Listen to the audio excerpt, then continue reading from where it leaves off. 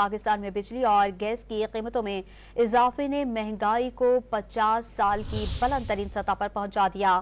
عالمی بینک کے مطابق رواں مالی سال کی پہلی شش ماہی میں مہنگائی 1974 کے بعد سب سے زیادہ رہی۔ مزید تفصیلات جانتے ہیں ڈان نیوز کے نمائندے طاہر شیرانی سے۔ جی طاہر، عالمی بینک کی رپورٹ میں مزید کیا کہا گیا ہے، آگاہ کیجیے گا۔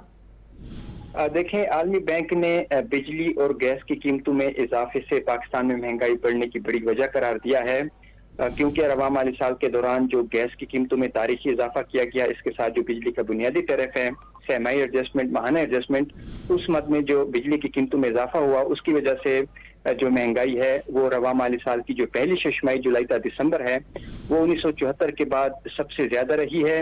عالمی بینک کے مطابق بجلی اور گیس کی قیمتوں میں اضافے سے پیداواری لاگت میں اضافہ ہوا ہے۔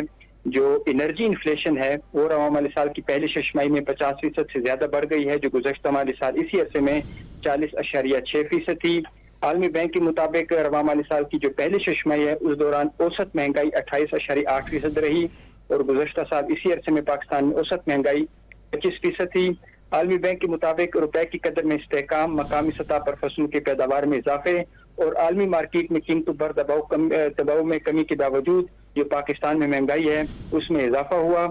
تاہم رواں مالی سال پاکستان میں مہنگائی کی جو اوسط شرح ہے وہ 26% رہنے کا امکان ظاہر کیا گیا ہے، جو گزشتہ مالی سال 29.2% تھی، اور آئندہ دو مالی سال کے دوران عالمی بینک نے پاکستان میں مہنگائی میں کمی کا تخمینہ لگایا ہے۔ جی طاہر شیرانی ہمیں تفصیلات سے آگاہ کر رہے تھے۔ طاہر، آپ کا شکریہ۔